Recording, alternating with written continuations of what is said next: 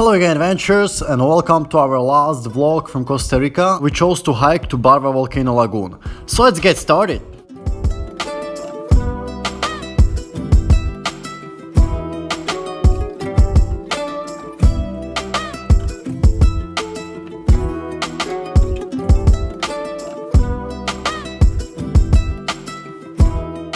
So here we're walking through this nice forest in the nature reserve of Volcano Barva, which is located just north of the capital San Jose. But we were pretty angry before starting this hike because we were driving for about 1 hour on very steep and very destroyed road. When we got to the entrance of the nature reserve, the gates were closed and there was a sign that the whole national park is closed. But this was different than Tapante National Park. This time there was a barbed wire fence around and a high gate, and plus there were workers inside, but we didn't care. We just climbed over the fence. Nobody told us anything, so we just started hiking, and then somebody was shouting at us from behind, but we still didn't care. We just kept hiking because this was our last hike, last opportunity to explore the locked, fenced up and inaccessible nature of Costa Rica.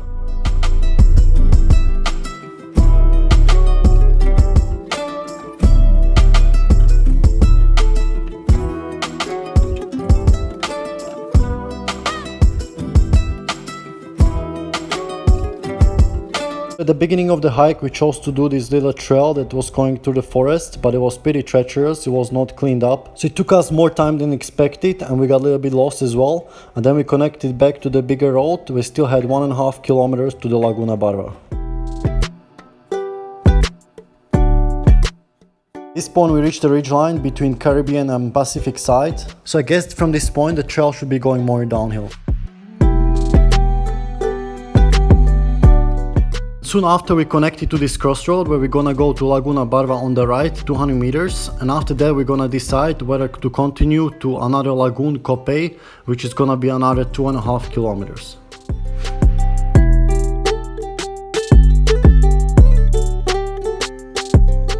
200 meters of uphill we got to another crossroad where on the right you can get to a viewpoint, which is another 200 meters. But first we're gonna go to the lagoon, which had this nice platform for sitting and protection from the rain. This lagoon is at elevation of 2,900 meters, so it's pretty cold here, around 10 to 15 degrees. Plus, with over 6,000 millimeters of rain per year, it's one of the rainiest places in the world. That doesn't stop me from living to the fullest, so I decided to drop off my clothes because I don't have a towel and just go for a quick dip in this lagoon.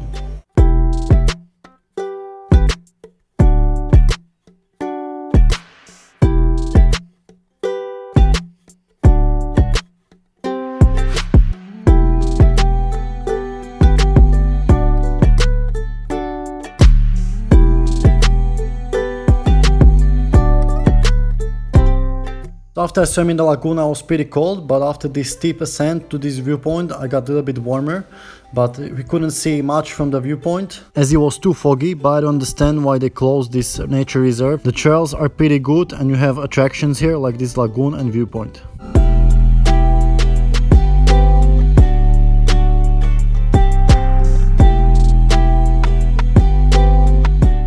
Just next to the viewpoint you have this sign saying prohibited entry, so who knows where this trail used to go there before.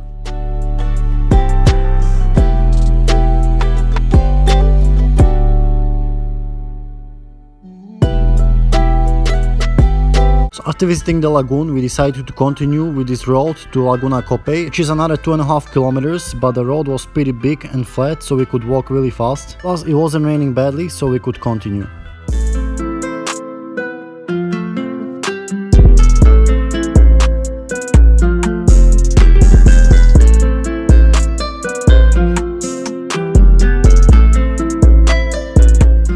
After about 2 kilometers we arrived to this viewpoint, Mirador Copey, where we should be able to see the Caribbean side with supposedly more mountain views, but it was so foggy that we couldn't even see 100 meters in the front.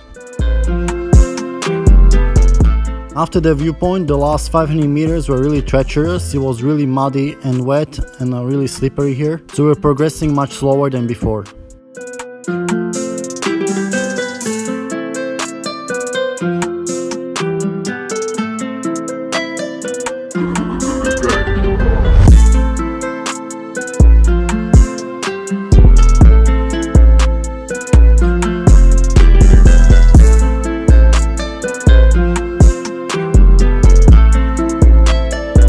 descended down to this flat part close to the lagoon, where you have this flooded part where they put these woods across, which was really interesting. And just around the corner we arrived to the Laguna Copey, which looked really mystical with all these trees and fog around. So it felt kind of surreal knowing that we are the only people here in the next 5 kilometers.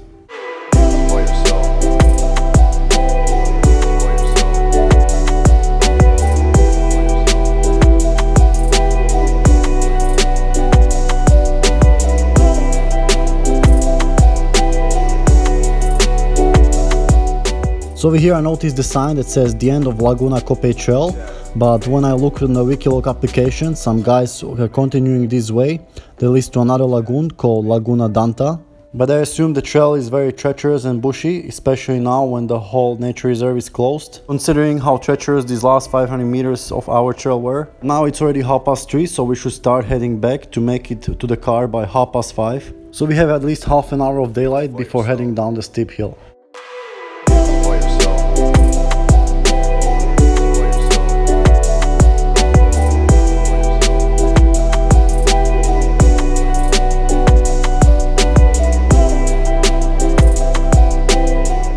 So here is the first bird that we saw on the whole hike, so if they're prohibiting people to come here to protect the animals, it's not really working. Alright guys, that's it. This pretty much concludes our almost 2 months trip in Costa Rica. We're really glad that we jumped over the Barva fence to experience this lagoon hike. But at the same time, we still felt disappointed, sad and frustrated about the whole Costa Rican privatization culture. 99% of the nature is fenced up and you have to pay to get in and get out at 4 o'clock in the afternoon.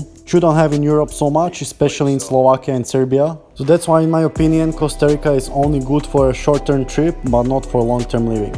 So I hope you stay tuned for more adventures, and as always, stay healthy and stay adventurous.